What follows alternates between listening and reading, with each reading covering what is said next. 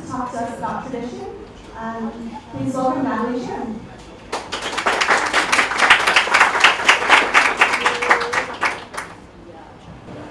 Good morning, everyone. Thank you so much for spending your Friday morning. It's such an honor, and thank you for everybody who supported this, as partners and volunteers. So the theme this month is on tradition, and when I thought about that topic, I was thinking, actually, tradition is probably one thing that we're born into besides family. And that's something that we don't really get to choose in the very beginning. And when you think back into how tradition first came about, it dates back into agrarian times when we were living in the agricultural lifestyle, and life was very simple back then, where we had to farm for food, that we care a lot about the weather and the seasons, and we have a certain pattern that we live life based on. And all that started changing when the first industrial revolution started happening. And that first industrial revolution happened because it needed to start streamlining how things are being done and how to start bringing machines in. And then that's when also the first school was built in the first industrial revolution. And when the first school was built, it's because we need to transfer a lot of knowledge to students in the most efficient way. And right now, we're actually in the fourth industrial revolution.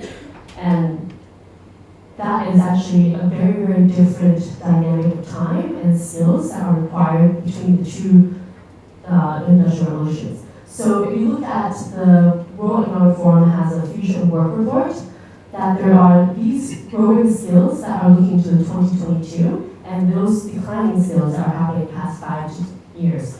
And so when you look at the comparison of the two, the skills that are declining are very manual based, are very repetition focused, but those growing skills are all very much on how do you connect the dots, and how do you learn all the time, how do you make human connections, and how do you have more social emotional intelligence. So the difference between these skills is that there is a widening gap between what traditional education is currently focusing on and what the future actually demands. So today I'll talk about how are we actually solving this gap between bridging the two of what we need to help our next generation focus on to get to the future of skills. So to tell you a little bit more about myself, I actually grew up in Hong Kong. I was born and raised here, and I grew up in a pretty traditional upbringing. I went to a local Hong Kong school, and then I went to an international school, and I graduated as an engineer, and then I went into corporate right away. So throughout my life, I never really thought about what to do in life. I never really cared too much, because I thought that by going to school, I will be all set for the rest of my life. But I realized that that was a big misconception, and I was very wrong. And so I really didn't have much purpose or goal until I got into a job that I absolutely was so uncomfortable in, and I was very, very much hating it. And then I had basically 3 aha moments that really set the course of what I had started doing 7 years ago. So one of the aha moments was when I graduated, it was 2009. And during 2009, that's when the economy was tanking. And so as an international student studying in the US, it was actually very hard to get jobs because nobody wanted to sponsor a visa for international students. And initially, I was only getting to the final round of this one interview company, and I actually got rejected by the company, but then I got a call a week later, and the hiring manager basically said that, oh, well, this year, because of the economy, we're actually hiring for the different strategies, so we're looking for very specific people, but the partners all really liked you, and so we're opening a position just for you. And I remember in that moment, I was thinking to myself, really? Me? I'm not really the top student that people are normally looking for, and why me? And then I realized later on that because I was in a job where I had to do a lot of client-facing work, and that as a client-facing employee, you have to have a lot of personal and soft skills. When I think back to, did I learn any of these skills in schools? I'm like, that's not really what school taught me, but I learned that through meeting a lot of different people, and I learned that through meeting people that I don't like, and I realized that I don't want to be that kind of person. And so that was something that I was like, okay, well, if I didn't learn that in school, how can I learn that otherwise? And then the second aha moment I had was when I started traveling at the university. I went to over 30 countries, and I realized that when I went to these countries where I normally only read in the news or like read in books, that meeting people in these countries were so different. That when I was stranded in the middle of Turkmenistan because my car was broken down, I had no idea how to fix it.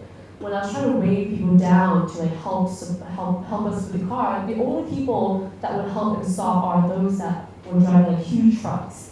And all those like nice fancy cars would just drive right by and like never stop to care to help.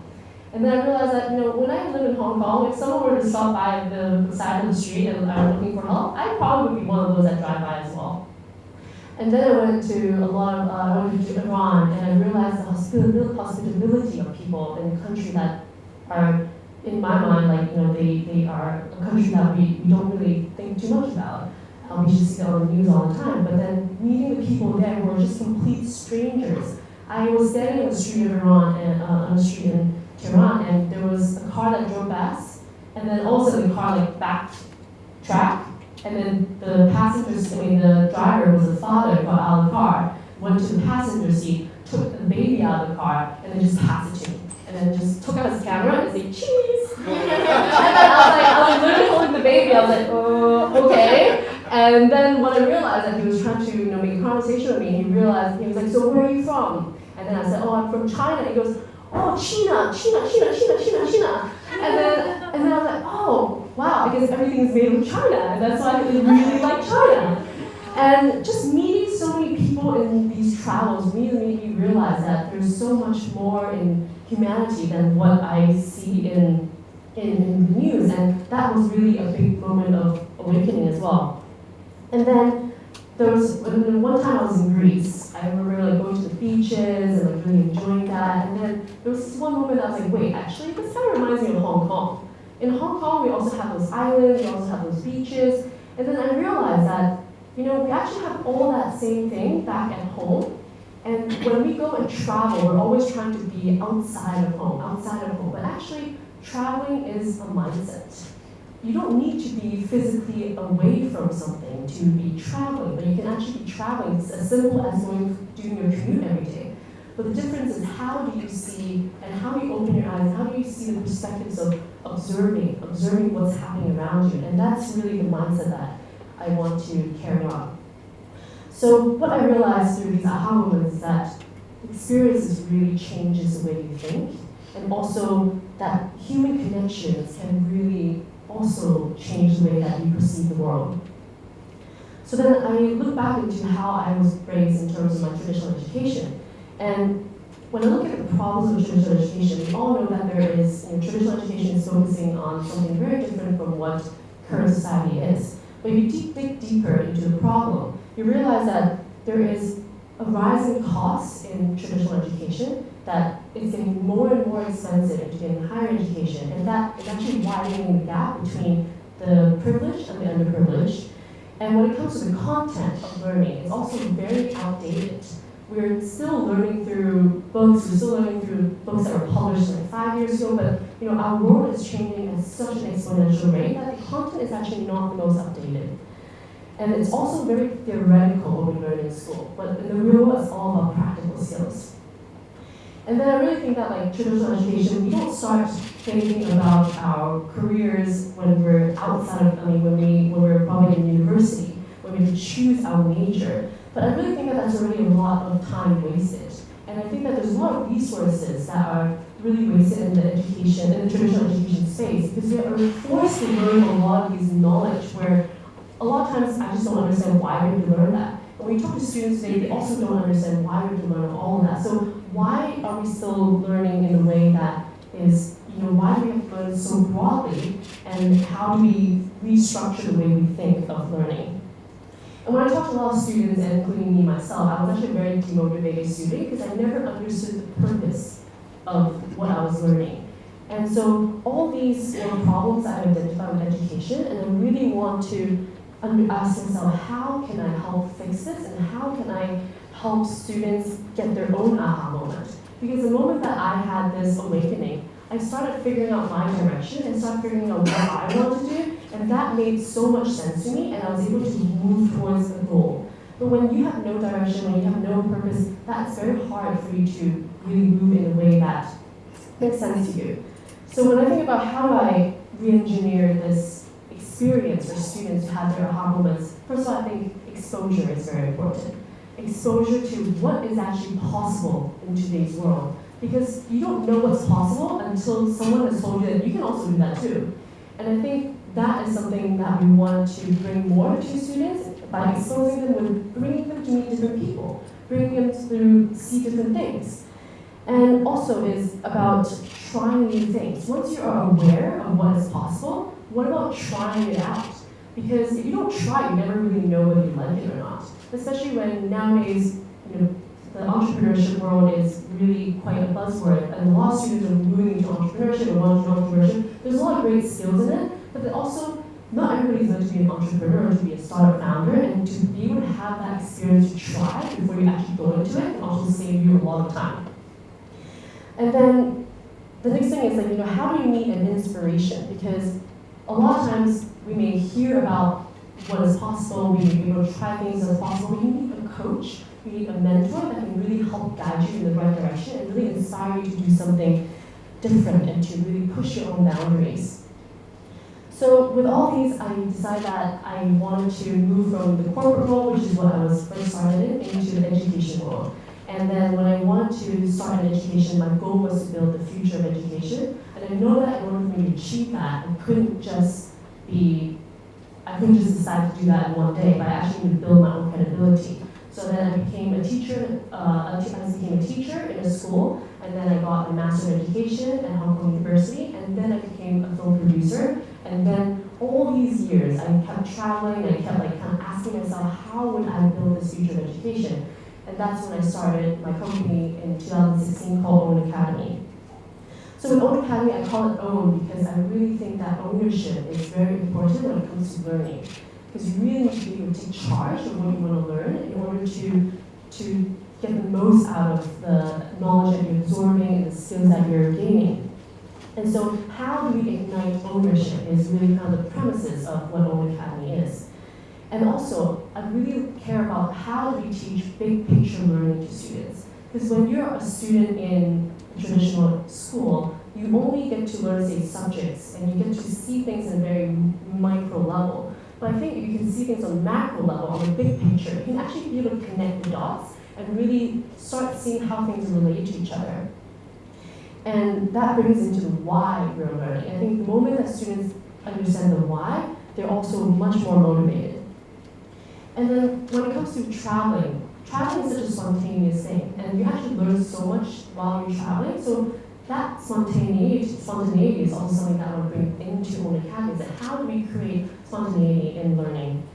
And lastly, it's experiences and hands-on. I think by sitting down and reading books all the time, it doesn't really give you the same type of experience. So how do we create opportunities where students are outside their comfort zone, they get to see different things and they get to hear different things and really get immerse themselves into something and create that space for them. So when you look into Own Academy, we focus on 3 specific criteria. So we want to look into the environments and where we learn, because we want to take learning outside of the formal classroom. The formal classroom is not representative of how the real world is. So by creating the classroom is everywhere, anywhere, we say that Hong Kong is our classroom, we say that the world is our classroom, and that anywhere can be our classroom. That's really the mentality that we have with learning everywhere, anywhere.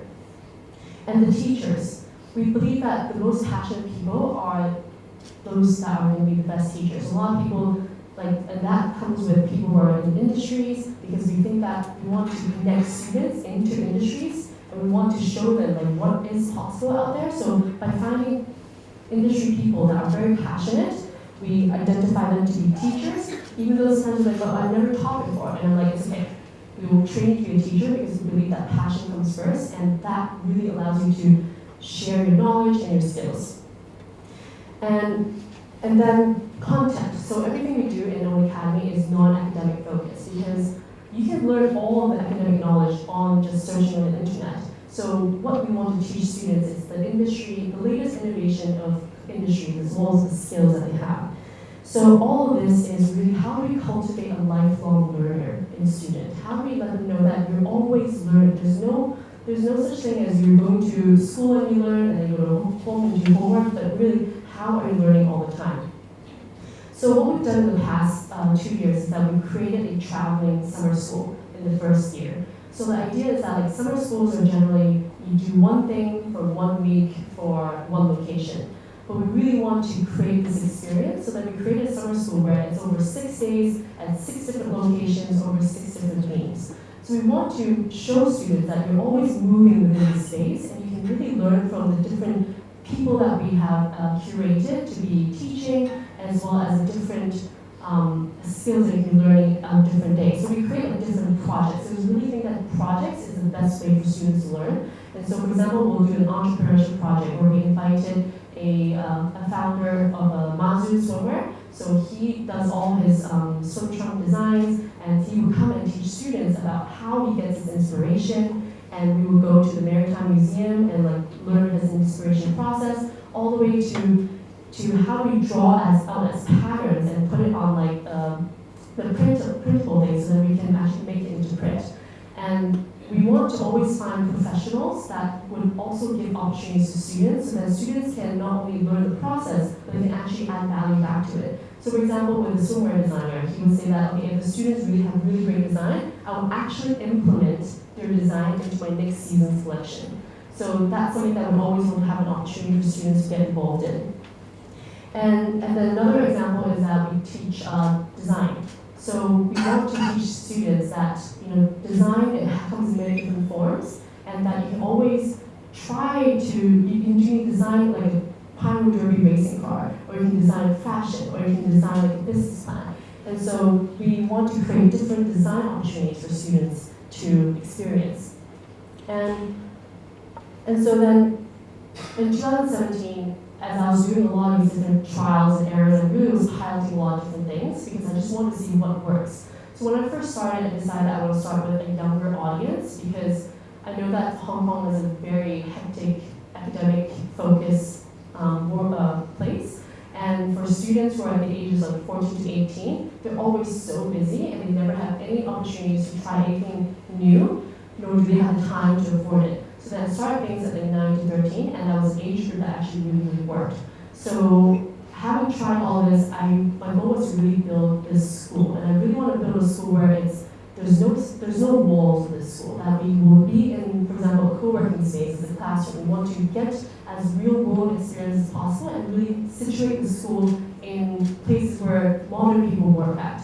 So in 2017, I was able to experiment on a 4-month school with 1 student. And this is a school where every month we'll be doing a different project based on the students' interests. And then we'll create a framework where the students will have to research, they will have to talk to an expert in the field, they will have to do their own survey, they have to go on the streets and talk to strangers about like their opinions, and they really have to form their own thesis and then to validate the thesis over 1 month's time. And in the meantime, we'll also like bring them to different talks or different events that adults go to, just for her to see what is happening in this adult world. And when we did that for 4 months, it went really well, and I actually wanted to start a cohort of 7 students in 2018. Unfortunately, we weren't able to, that's 2017 for class. Unfortunately, we weren't able to find 7 very progressive parents, because in Hong Kong, you're able to basically create a school with as little as, we can create a school without a license for up to 7 students. And that's what I was trying to do, but I was unable to find 7 progressive parents. So then I decided to change the model a little bit and to maybe push this goal of making a school later down the line. So instead, I decided I want to work with schools more, and I want to build experiences with schools. So what we did recently was that we created a program, because we're all about real-world learning and all about connecting students into industries. So we actually do a lot of research with industries to understand what exactly is a skill gap and talent gap. Because we want to design things based on needs. We don't want to just come up with our own ideas and then just try to make it work. We actually want to solve a problem. So when we ask industries, what kind of interns, if you would look for interns, are you looking for? And then most people would say that I'm looking for a social media intern, or a UX UI design intern, or a research intern. or a admin intern. Then I thought, okay, what if we were to create programs exactly to address that? So what we did was we created a program where we transformed a high school into a student creative agency. So we transformed 240 students into an agency, and we invited 13 companies that has a business problem to solve. And then we basically curated and invited industry professionals that were in social media, digital marketing, photography, content creation, to actually teach students what would you do if you were having that client, and how would you create a strategy, how would you create a plan, how would you make all that work. And so over 5 days, students would be coached and solve the problem, and they basically pitched back to the company on the last day in order to win an internship. And this is a program that we piloted with American International School, and that we were able to end up placing 10 high school students into internships this past summer. And the problem that we're solving there is we know that a lot of companies are looking for interns, and we know that a lot of companies have a hard time finding interns because it's very hard to just gauge a person's quality just looking at their CV, because everybody can doll it up a little bit, right? So we want to create an experience where companies are hiring based on a portfolio of work that they see of students do, and then they can really gauge how the students perform over 5 days. And so by the time that they hire them, they know that this is what they're capable of doing, and that actually minimizes the conflict between the time that it takes to hire as well as the quality of the intern that comes through. So that program went so well that that the school has invited us to go back the second year and do more programs with it. So then coming 2018, we're actually doing an entrepreneurship program, we're doing an architecture program, and we're doing also a film and media program. And all these programs are working in partnership with industry professionals, because we really want them to be the teachers, because they can really share the knowledge and what is the trends of the industry that they're doing. And so right now, what we're doing is, our vision is to really show that our vision is to say that university is not really needed for everyone. We think that university is important if you want to deepen your knowledge. But before you go to university, it's very important to understand the why you want to go to university and understanding what you want to do. So one thing that we have been doing is we also create an event called Own Future Fair to help students and parents understand what is it that the future holds. So we invite inspiring young professionals to come and talk to students and parents about what is it that they do every day, what is it that they do on their jobs, how do they get there. And that's exactly what that lady in the back is also doing in the podcast. So as you're talking about that, I was like, oh my God, I definitely need to talk to her. So we want to bring a lot of exposure to students, because we want to show students what exactly are there out there. So this is an event that we've been creating into different schools, and we are trying to make this as the revamp of what traditional career fairs are. Because traditional career fairs are very much in one big gym, and then people put their booths out there, and then there's people standing in front of it, and we just talk to people. But a lot of times it's not very curated, and it's always leveraging on their alumni or parent network. So we want to be able to create and curate very specific professions when it comes to Own Future Fair, and we look for the latest industries of people that are representing. So for example, we have a blockchain founder, we have David over there that was also one of our speakers that talked about space, and then we have like Instagrammers that come and talk about it, we have YouTubers that come and talk about it. It's all about creating that exposure for students. So hopefully when students start thinking about what they want to do, they can then go and join our programs and really understand what is it that they can try out and figure out what they want to pursue as a career or as a major. So we want to build the kind of schools that connect students directly into employment. And I think the only way that we can do that is to actually form partnerships with industries. Because if industries can support what we're doing, and they can actually say, yes, I'll hire that student from your program because I see the value of what you're doing, then that's really what we hope to achieve.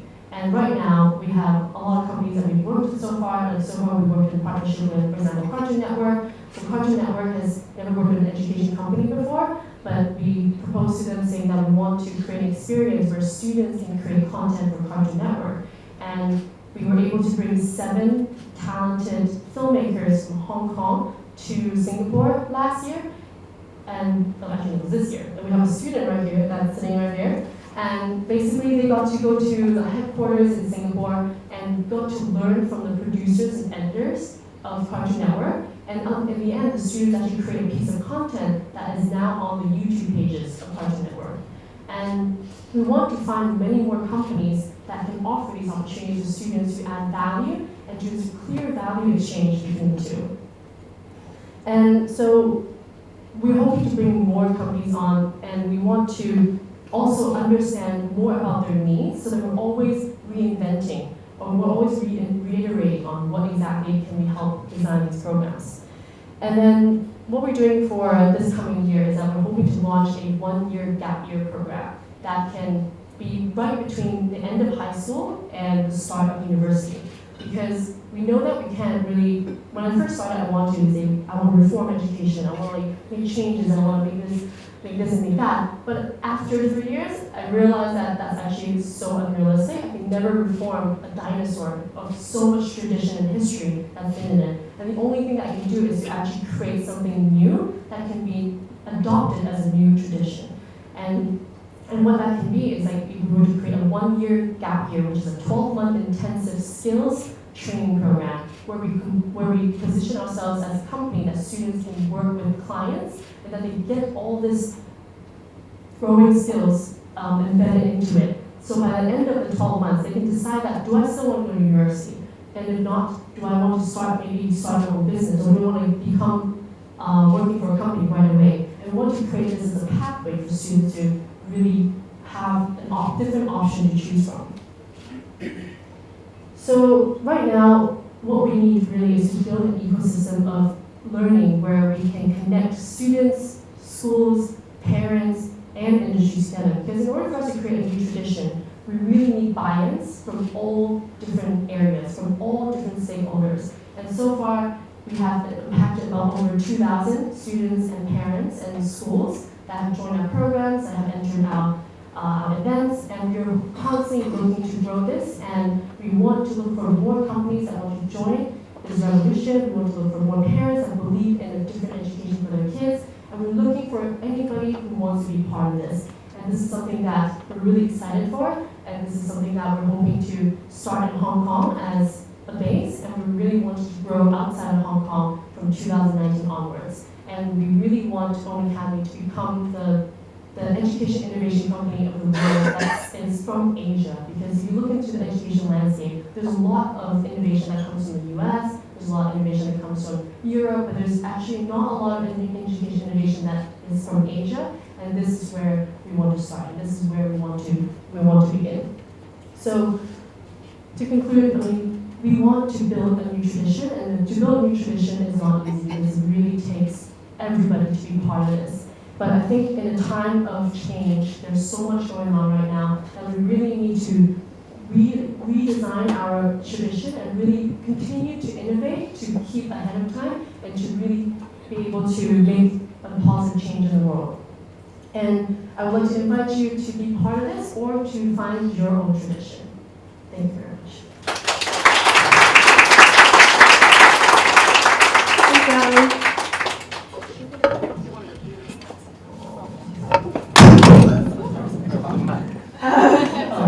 Mic drop. So now we're gonna. So if you do want to get in touch, feel free to take a picture of this. Basically, we're looking for many more mentors, companies to join our mission and to be part of this changing the education revolution. So you can scan QR code, you can do that, and I'll be here until the end, so you can feel free to come and talk to me. Thank you very much. Okay, wait, stay up here, stay up here. So we're going to open for questions. Anybody? Want to start off? Yeah, Simon? Thanks for the talk, Natalie. One thought that I had coming here about tradition and the theme today is tradition routine? For example, at this time of year, it's traditional to celebrate Christmas, but it's also routine for me to celebrate Christmas and a lot of other people in this room. My question was, and it was relating to Cartoon Network. Now, traditionally, cartoons were a series of drawn-out images when I was watching Tom and Jerry and those types of shows as a young boy. Steamboat when I was a little boy, which was made by Disney. Are students taught the traditional way of animation, and as opposed to the current method, which is more advanced, which is more computer generated? Because personally, I believe that you've got to know where it's all started to go forward. And an example of that was when I learned to become a video editor. It was all tape based.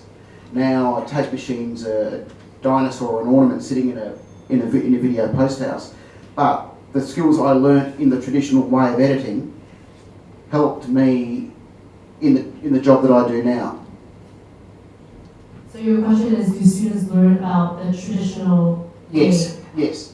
Okay, so I think when we went to Cartoon Network, because the students had already previously been in our class, for example, of filmmaking, so they had already learned kind of the traditional process of editing. So when they went to Cartoon Network, because it was such a short period of time, they actually didn't learn animation. Animation is a very hard technique and skill to learn. So what they actually did was more re-editing on the content based on the brief that Cartoon Network has. For example, one team had Mother's Day was coming up, so they did the Mother's Day mashup. So they looked at all the videos and then they just basically cut everything together. So, but in the whole process, what they really learned was talking to the producers and the editors and understand what their thinking process is, because it's not going behind the scenes and see how things are made, and to really understand that there is many different elements of it, but like in a company, you work in teams, and there is an animator, there's a producer, there's an editor. So something that they learned is like, back in the day, there used to be a lot more different separate roles, but nowadays a lot of roles are merging. So they used to have a producer and editor separately, but now they have a predator because they have a producer editor.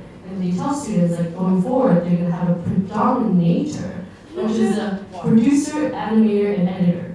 So I think it's more of an experience that students understand that where the trends are going. So they do learn the traditional way, but not in that specific environment. Yeah, look, my point was, as long as we're all made aware of what our jobs used to be like I know people in the business world who had a secretary and a typist, and the typist just wrote the letters. Now that you wouldn't hear of that today, and that was an old-fashioned, that was a tradition, but that tradition's died out and it's evolved into something else. So that was more where I was coming from, that was how it was done, and this is how it's done now. Yeah, so we in that experience, and we showed them how it is done when we're in Hong Kong, and then when we go there, then they get more updated information about what the industry is like. Thank you. Another question? Ilya? Thank you.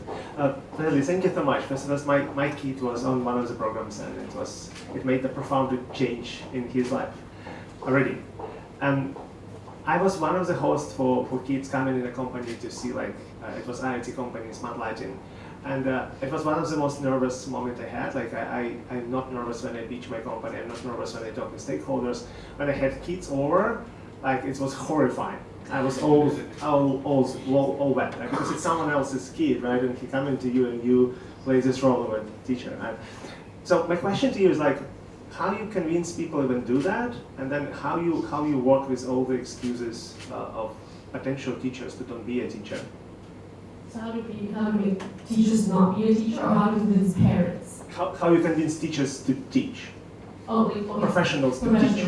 Yeah, that's a very good question. So I think it always starts with the mission that we have and the why. So a lot of times that we find the teachers, they all had frustration with their own traditional education. They all felt like that the traditional education didn't help them to decide what they want to do or help them understand what are the options in life. So my pitch to them was always how can we help students understand better? Is by sharing your story, is by sharing your skills, and by showing them that you can try this and just see if you like it or not. So a lot of times when I tell teachers, potential teachers that way, and they're like, yes, I'm on, because I wish I had someone that told me that before. And I wish that I tried things out before I decided that wasn't the right path for me. So a lot of times really just sharing that same feeling that we were frustrated before, that really got them on board. Anyone else? Any question? Yeah, Ernest? Hi. So I've actually found the most interesting people are the ones who haven't figured out what they're doing or have been frustrated in the past of doing really crappy jobs essentially for the first couple of years of their lives. So how do you sort of recreate these sort of moments? Because I found people who have figured it out when they're 16, they tend to burn out when they're like 30, because I've done this for like 15 years already. So I think there's still value in the trying to figure it out stage. How do you sort of recreate that sort of stuff as well? Because those people are able to like connect dots, or because they're frustrated, they're trying to revolutionize something as a result. So your question specifically is how to recreate. Yeah, because I still think that there's still value in doing a crappy job for 4 years. It sucks, Yes. but you learn so much from it. You can probably learn more from that than actually education. Right. So is that something you're trying to recreate, or is that something that you're trying to like avoid completely? Thanks for the question. So I definitely agree. I see the value in doing something that you actually don't like because you learn so much from it. But I think the problem right now is that students are like they kind of don't want to stay they don't like to stay in jobs for too long. Or like they don't like something, they just like skip. So we want to like create a culture where they can try all these things when they're much younger. So when they're like say 14 to 18, and then by the time that they know what they want to do, then they become more stable in what they want to pursue. So I think it's more like how do we create different experiences where they can try for let's say an internship for 3 months and actually stick with it and to really get coached along the way. So when we do place interns into companies or internships, we actually have a program with them where we visit them every week and have a check-in with them just to make sure that are you learning what you're going to learn, like how you're feeling, so that they get that kind of mentorship going forward. So we do have different options for them to engage with, but we do think that they need to try different things, and we're creating those internship experiences for them to try. Any other questions? I have a question actually. So I actually met Natalie September at some charity event through one of our other speakers, Malcolm from SCMP. And right away when I was speaking to her and she was telling me about Own Academy, I was like, oh my gosh, we have to get her as a speaker. But I didn't know when she was kind of saying her process of how she wanted to tackle traditional education system. Like I knew you were an engineer. Actually, what kind of engineer were you? Industrial and systems engineer. Okay, and then you said that you wanted to do this, and then okay, my first step is I have to become a teacher. Okay, not easy. I have to get a master's degree. Not easy. It was something else as well. So when you were mapping this out, and then being also in the landscape of Asia, where it's very, very traditional education system. What was your thought? Like, were you really scared? I just feel like that's something that most people like, that's way too complicated and takes way too much time. I wouldn't say scared, but I was very up for the challenge. Because I like to prove people wrong, and the more people that tells you that you can't do that, I'll just watch me. I'll make that happen. But it definitely is it's definitely a type of goal that you know that won't happen in like 2 years time or 3 years time. And it's like really a lifelong goal that I had to really change this whole education system. And like I said, like with any sort of adoption, you really need to get so much buy-in, so many different stakeholders. So it's kind of like I think it's very fascinating to understand how do I strategize on getting, say, like the parents buy-in? How do I strategize to get the schools buy-in? So parents, I think, were the hardest to get buy-ins because first of all, they have to like dish out money, and they have to really like think like, is what you're offering the type of value that I want my child to have? And same goes to school, right? Schools have such tight schedules, and how do you really like work with them? So I think in order for me to build the whole education, it's like I need to work with like kind of the lower hanging fruits and kind of start building that up and building a reputation up, and all this becomes quite exciting for me as I see every step is moving slowly, very, very slowly, but also moving in that direction. And I'm sure it starts to gain speed once things get more credible. What were some of the ridiculous comments from parents when you explained this concept to them, or kind of the interesting comments, I guess? I mean, what were the reactions? So many. Well, I've had parents that said, yes, I get it. Yes, I want to send my kid to you. And that's how I had that experimental school with this one student. But there's also some students, some parents just, I don't normally talk to parents that really are just on the other side of the spectrum that don't understand. So normally the parents I talk to are more like expat parents, those are more Western minded. So they get it, but they'll be like, but they still have that English class they need to do tutoring, they still have that math class to tutor in. So a lot of times I have to actually tell them, like, you know, the bigger picture of why we're doing this, because we say that, like, yes, you want your students to do the best job, but now when you talk to the industries, most people are not looking at what grades your child gets, what schools they go to, but it's actually the skills that they have, the experiences that they have, and that's what we're providing to them. So that's a lot of times what we can connect with the parents on, and they'll be like, okay, maybe let's try one program. And when you try one program, we want to come back to the next one, and then they tell their parents, their friends about it. So it's kind of, it's a slow moving snail, but that's how we've been doing it. Okay, thanks so much, Natalie. Thank you.